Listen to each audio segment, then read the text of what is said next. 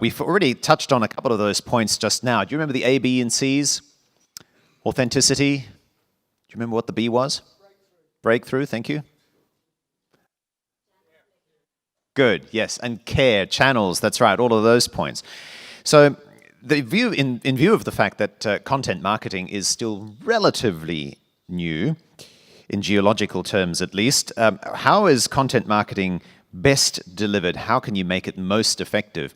We had some fence sitting going on in the previous conversation, saying that there's no magic formula. That may be right, but can't we get closer to a formula that more and more people can replicate? To that end, the head of marketing solutions, Asia Pacific and Japan at LinkedIn will speak now.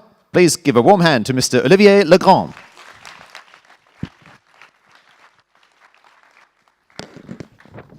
Thank you.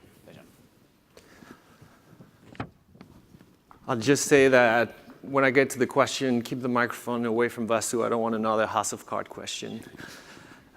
So I started the journey talking about content marketing actually about 2 years ago. I joined LinkedIn about 4 years ago, and 2 years ago we started really thinking about this. And really, at the time, a lot of the conversation and a lot of what I was talking about was about how we believed at LinkedIn as a platform that we had the potential to actually become the largest professional publishing platform globally. And the reason why we believed in this was very well captured actually into a quote from our CEO, Jeff Winner. And what Jeff was saying was that, in his opinion, all of the words professionally relevant knowledge resides in the minds of our members. So if you think about the 350 million members at LinkedIn, all the knowledge that's there, and if you transpose that to this room and the 200-odd, 300-odd people you have here, and all your knowledge, all that you know, and all that you could share, really a challenge for us was to find a mechanism to empower you to share that knowledge and to make it discoverable. Now, before I talk about how we nailed that, I want to go back to the buyer, because as a marketer, this is the important person for us. And there's been a major shift. We're on 24/7. We go online for everything. We go online for commerce. We go online for news. We go online for education. We even go online to connect with each other after such event. Some of us are pushing it even further and are actually getting into the quantified self world, where I'm sure in this room there are a lot of people that are wearing either a smartphone on them or a piece of wearable that is actually measuring every step you're doing on a given day. That's measuring your sleep pattern so that you can take better care of your health. And what that tells me really is the shift from a place where people we used to have content delivered to them to a place where actually they're going and getting the content they want, wherever they want, whenever they want, leveraging the technology they want. And we've talked a lot about mobile in the previous presentation, and obviously mobile is playing an amazing role into the new ways that content are being consumed by consumers. Now, when consumers are changing, deal cycles are changing. And there's a number of research that have been demonstrating that when a buyer gets in touch with your sales team or push the front door of your shop, that person now usually is about 60 to 90% into its buying cycle. Now, let's put that into a B2C example. The days where you were going to a camera shop and say, hello, I would like to buy a camera, are gone. You're not going there and you're saying, I would like to see camera A, B, and C. Because you went online, you called on experts, you called on your network, you figured out the usage that you were going to do of a camera, and you've identified 2, 3 cameras, 2, 3 brands that are going to be relevant to you for what you're trying to do. Now, you transpose that to the B2B world where deal cycles are a lot longer and complex. Dollars that are moved are a lot bigger. Same story. This concept of shortlist is becoming increasingly important. And a lot of the marketers now are understanding very clearly that if they're not on that shortlist, their chances of actually getting a deal is 0. Now, at LinkedIn and across the marketing community in modern marketing, we believe that content and content marketing is actually the bridge that builds relationships that's going to help you with this. Now, not any kind of content. And there were a lot of conversation about what's the formula and how do I do it. Well, relevant content, useful content. It's all about utility. You need to position your brand as a place that's going to be providing a solution, not selling a product. Now let's go back to the old days of how news was put together. And actually, I'm saying the old days, but it's actually happening every day today. And so the way it's done and the way it's been done for a long time is actually a group of editors, very smart editors, by the way. I've had the privilege to work with some of them when I was at the Wall Street Journal for many years, are getting together and are deciding on your behalf and on my behalf what news are going to make the 32-page or more newspaper they're putting together. What's going to go on the front page, what's going to go inside, what's going to be on the back page. They do this with close to no data and very little knowledge of who you are and what you want to consume. So what that translates into for me is I essentially read newspapers in plane, and I spend a lot of time in planes, like a lot of people in Asia. And what I do is I usually go front to cover very quickly on a newspaper, pick the 4 stories that are relevant to me, read them, fold the paper, move on. And I've consumed about 5 to 10% of the work that these editors have been doing. Now, we believe that social platforms are completely changing the way content's actually being redistributed. And that's because your network is actually becoming the editor. It's because social platforms are able to see who you're connected with, are able to understand the industry you work on, and what like-minded people like you are actually reading, sharing, liking, and commenting. And those incredible social cues allow us to actually, on the fly, in real time, build the news that you should be reading. Think about the use case of the morning meeting you're walking in and where you want to be in the know, where you don't want to be the guy that didn't read that story that is game-changing for your industry or your company. Well, this is what this is about. And so what you see here is on screen is what we call LinkedIn Pulse. And Pulse is a company we've acquired about 2 years ago, was doing news aggregation. Well, what we're doing is we're layering our data and our insights on top of it to deliver a very unique news experience on the platform. Something where not 5 to 10% is going to be relevant to you, but actually 80, 90, hopefully 100% as the algorithm gets smarter. Now, the other way that we believe content's made a difference on our platform is through this concept of influencers and influencer content. And so 2 years back, 18 months, 19 months back, we've actually contacted 100 highly visible, highly recognized influencers, the likes of Bill Gates, Barack Obama, captains of industry, and we've invited them to actually start doing something that wasn't existing on the platform, which was blogging long-form content on LinkedIn. And they started doing it. And we started seeing an amazing traction. Of course, who doesn't want to hear about philanthropy from Bill Gates? Who doesn't want to hear about leadership and entrepreneurship from Richard Branson? And so we thought, OK, we're into something. It's really interesting. So we've grown that group from 100 to 500. And now we have 500 influencers that are really representative of global talent, global leaders, global captains of industry. You can think about Prime Minister Modi of India. You can think about Mikitani-san, who runs Rakuten in Japan, Tony Fernandez, and guys like that. But I thought, OK, it's great. We get great content from really, really smart people, very curated. That's amazing quality content. But what about the rest? What about all of you? And so we've opened the ability to blog long-form content on the platform, as of now, to about 230 million of our 350 million members. And that's mostly, at the moment, in English language, plus a few other languages. But what we're doing right now is really making it available in all languages to get original content flowing into the platform.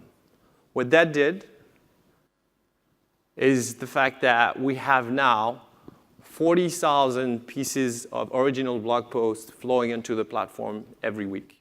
40,000. Now, the volumes of content and the volumes of knowledge that have been unlocked by this has been amazing.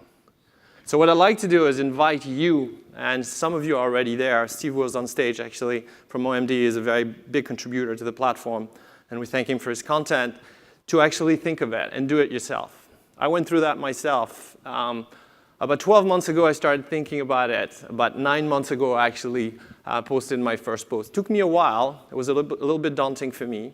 I'm not a writer, and I felt I had stuff to say, but I wasn't sure I was qualified and able to express it the right way. And finally, I decided to go for it. And so I wrote a first post, which at the time was very simple. It was about how taking a big decision for my professional life and moving to Asia about 11 years ago and moving to Hong Kong to become an entrepreneur had totally changed my life. It had been game-changing. Now, the feedback I got from this was incredible. I got 2,500 people reading my content, which at my scale was amazing. I've realized that about 100 of those people actually took the time to write a comment on that story and share their own version of it, because a lot of us in Asia have done something very similar. Somehow, moving halfway around the world is a reality for a lot of people. But also a lot of people had reacted to the fact that they were, at that time, going through that exact thought process of, should I make the move and how should I be doing it? And so the content you're giving to the platform is giving you back in a tremendous manner. Now, what that does to the platform in general and what has changed and the shift that we've seen at LinkedIn, which is amazing, is that we're now at a place where our members are consuming 7 times more content on the platform than they consume jobs. If you dial back 12 years ago, and the original use case of LinkedIn being an online Rolodex and building a database of resumes, this is completely incredible. This is total transformation of the utility of the platform at its core. What's really interesting for marketers is to think about what type of content LinkedIn members actually want to get. Well, primarily, they want to read news, and they want to read industry-related type of content, something that's coming either from members or from trusted sources, newspapers, or trade publications. That's core. Secondly, no surprise, they want to read and hear about leadership, how to become better professionals, how to get better at what they do. And that's the core of knowledge, really how do you self-improve. But thirdly, which is extremely important in the context of marketing, they want to hear from brands. They want to hear updates from brands. And that is a fundamental change. This is a place where there is an expectation from our 350 million members to be engaged by brands with content. Now, again, not any kind of content. Valuable content, useful content. But that expectation creates an incredible opportunity. Now, we talked about content a lot, and we'll get back on it. But at LinkedIn, we spend also a lot of time thinking about the context. And so here what we've done is we've looked at 3 major social media platforms, Western, I would say, social media platform, Facebook, Twitter, and LinkedIn.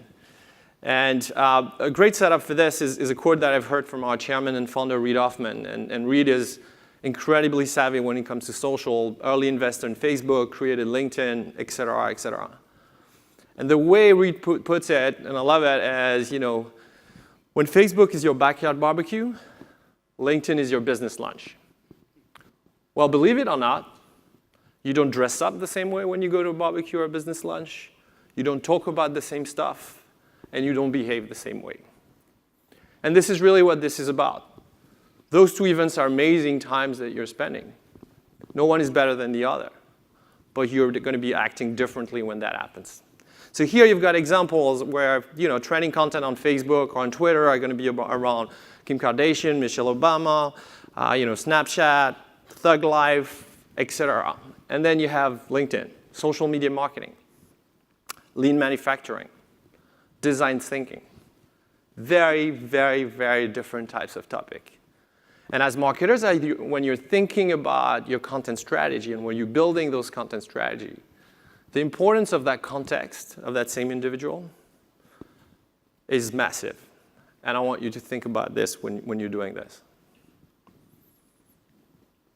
The other thing that we discuss a lot with the brands that we do business with and that we help actually through our data, understanding the context of LinkedIn, understanding about the topics that the audience they care about are engaging about, is also the fact that you don't have to do this alone. Your media agencies are equipped to help you. Your creative agencies are equipped to help you. And we have been building as ourselves a partner program where we've invited a number of third-party partners that can help you and that we can be recommended and know the platform really well, whether it's on the content partnership space, whether you think about the likes of King Content or Percolate, or whether it's on the API custom application side of the house with the digital LBI, et cetera, et cetera. So there are a number of companies that have been understanding that trend and that are now able to help you. And so what I'd like to do right now is share a quick video of actually a brand in Asia that's been doing this very, very well on LinkedIn, leveraging strong partners.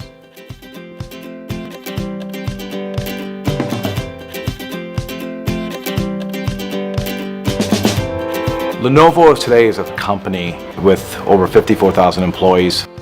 We strive to be a world-class leader in providing PC technology solutions for our customers. When we first came out with the ThinkPad X1 Carbon, a specific target audience that we hadn't reached very well were the entrepreneurs, the professionals, the individuals. It's easy to go talk to large companies like Google or Microsoft. What was lacking for us was the ability to go after the small, medium business customers. That's who we truly wanted to reach with the X1 Carbon campaign.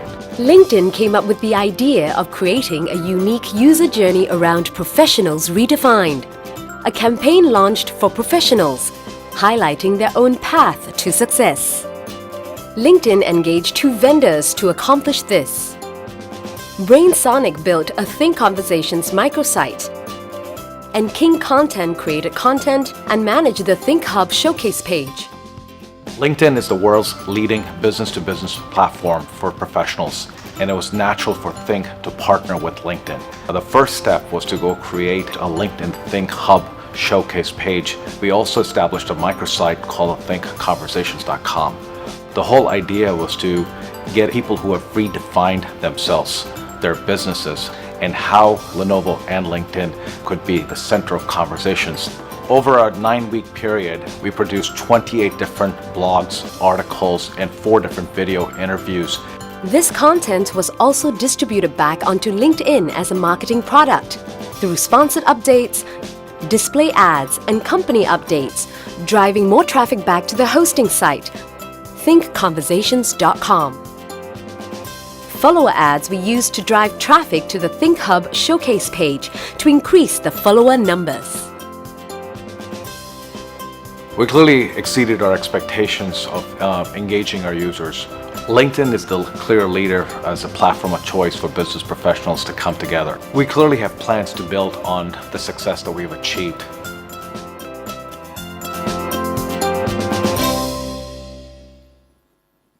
All right, so we're getting toward the end of this presentation, but before I leave you, I wanted to share a few takeaways that I'd like you to go away with. I'd like to share another thought that we've had and something that we've been spending a lot of time on recently. And so content is very often thought of as an upper funnel type of activity. So if you think about the marketing funnel from reach to nurture to acquisition to lead generation, we think about content as a place and as a mechanism to increase awareness, to build brand, to share perception. And for the longest time ourselves at LinkedIn, we're feeling we're doing a really good job at fulfilling the mission on this upper funnel. We're targeting the right people, bringing them to your websites.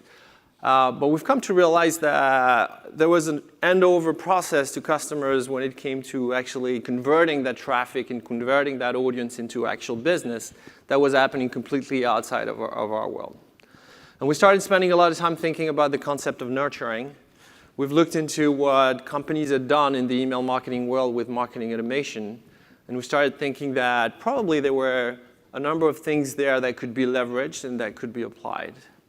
And so we've recently launched a product they call Lead Accelerator that is exactly about that. And what we think we're going to be able to do and what we think we're able to do is actually, through content, do a few more things that are around improving your lead quality, increasing conversion, and drive pipeline and revenue.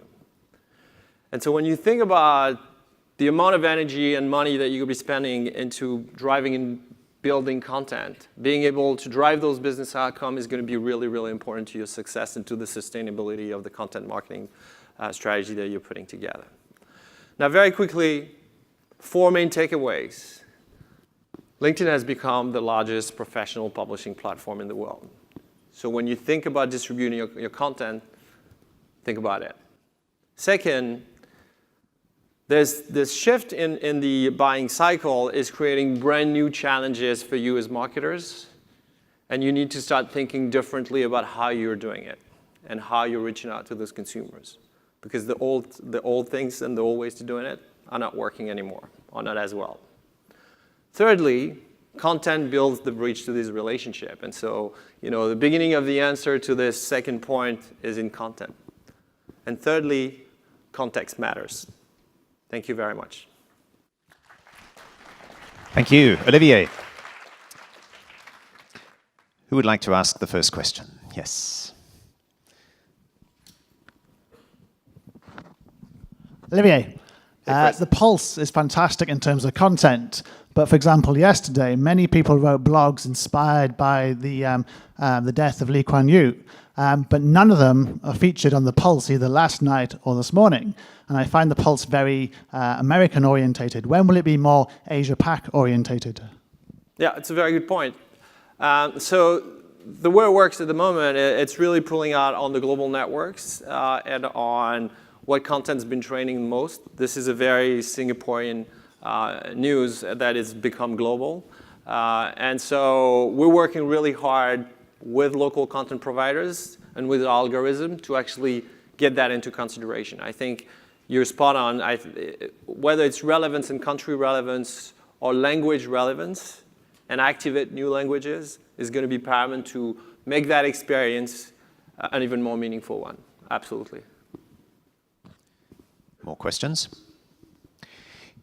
One of the, there's a question just behind you. Before we take that, one of the very interesting things about our first speaker this morning, do you remember where he was from? Do you remember where our first speaker this morning, first session, 9 a.m., was from? Pepsi, correct. Did you notice that he didn't use the word Pepsi once? And I suppose that's what defines content. It is not brand pushing or product pushing. You made that point yourself just now.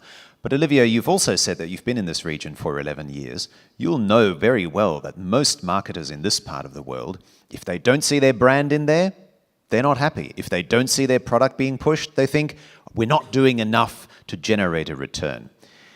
How can we raise the level of sophistication to the extent that we're all like Shiv Shivakumar, where we are about the content and build trust and credibility without worrying about whether our brand and our product sales will improve? Yeah, I think in general, and working for a North American company in Asia for a long time, there's one thing I really don't like is there's bulk statements about is Asia ready, or is Singapore ready, or is India ready. The conversation are happening at the client level. And I feel that the number of clients that are ready and that understand the shifts that's happening is growing. The sophistication of these clients is also growing. And so I really don't want to think about whether Asia is behind or ahead. What I want to think about is with our key customers, with our key partners, really identify those that are willing to take on that journey and do it with them and build those case studies that are actually going to help developing the opportunity for others to see the light and to see that it's going to be happening. I feel in general, they're very, very sophisticated marketers around the region. You just need to work with them, empower them, and use that ecosystem of agencies and partners to actually deliver great work. And we'll be leading the world very soon. So out of 10 customers, who do you think, or how many do you think are already there? At an APAC-wide level? Sure. It's a tough question. I get somewhere between, so we operate mostly into a B2B, B2C high consideration world. And so I'd say 40%, 50% now. So growing, but obviously still has a lot of room to grow. But that's precisely my point. How do we get the other 60% to see the light? Well, so there's a gap between awareness and understanding and ability to execute. I think a lot of it, and I think the next panel is about talent, a lot of it is about people and processes and building the marketing teams of tomorrow. And a lot of the conversation we are having with those marketers are on, and the reason why we're building partners ecosystem is exactly for that. We need to allow companies to actually transform themselves, transform their marketing departments. Allow or push? Well, at the end of the day, the customer are behind the driver's wheel. So we are here to facilitate this. We're here to educate and to help them understand what's available on our platform. I feel in general, it's not that much of a challenge. There is understanding. Now you need to build the talent gap, build the teams, build the processes to make that efficiently. Okay, question over here. Did we have a question in the middle of the auditorium? No, apologies. Any other questions? There's one over there. Yes, sir. Oh, madam, sorry. Thank you.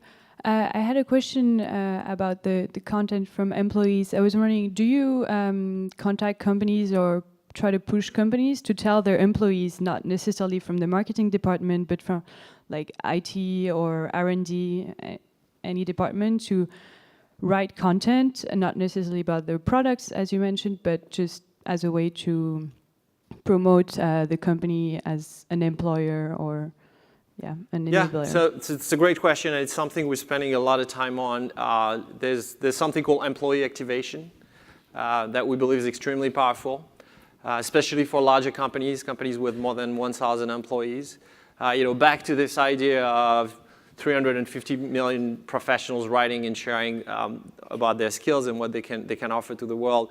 I think you need to create this environment where your employees feel safe to actually share content, feel safe to contribute content. And so that's something that we as a company, we believe firmly, and we're starting to apply to ourselves and see if we can operationalize that and turn that into a piece of software or a solution or a technology that we will be able to share. So it's very top of mind for us. We believe it's extremely, extremely powerful. A lot of what was said in the previous panel, when you talk about brands, it's great, but brands have a voice, but people have a much better voice than brands. And so employees of those brands can be moving mountains from an employee branding perspective, from a general culture and branding perspective. What your employees are saying about you and the way they represent yourself is extremely, extremely powerful. So I completely agree with that. Definitely very top of mind for us as a company. The employee activation world is a pretty powerful one, and one that's under-leveraged today. How did you draw the line at 1,000? Because arguably the smaller companies have even more trouble generating enough content to build some momentum and to ensure that this isn't just a one-hit effort, which I'm sure you'll agree is also not the way to go. Well, so, the opportunity is here for everybody. Now, the amplification game is a numbers game at the end of the day. And so the bigger your company, the bigger the immediate reward you're going to get from employee activation. 100 people sharing, amplified at a first and a second and a third degree, won't get to the same volume as amplification of hundreds or thousands of people. And so the readiness of bigger companies for us in the conversation felt there, and the immediacy of the results that we're able to demonstrate for them feel there as well at that scale of 1,000 companies, 1,000 employees. But the principle apply for a company of 50 people. It's still great to have them amplify your content. Very good. I hope that's answered your question. Any final questions before we move on? One at the back. Let's, yes, briefly. Please. Yeah, hi. This morning we heard from Pepsi the value of trust in the whole marketing mix. Now, it's great you've got this content from Obama, Gates, etc. How do you fact check, because obviously these guys are often partisan, certainly the politicians, or promoting a company as in Gates. How do you fact check and ensure you've got balance across all your content? Well, that's the beauty of being a real name network. You exactly know who Barack Obama is, you exactly where he stands and what he stands for. And so it is self-policed. It's self-policed by the individuals themselves. It's self-policed by the audiences. At the end of the day, the success of your content is going to be a translation of its authenticity, and it's going to be a translation of how much it's talking to the audiences you're addressing. And so really, it's happening naturally through a platform where you're going out and you're presenting yourself with your entire background as your profile, telling about who you are, where you're coming from, what company you work for, and what professional experience you've had. And so we believe that entire full context coming with the content is creating the right checks and balances to actually achieve exactly what you described. Thank you very much, Olivier. We will link in with you. Olivier Legrand.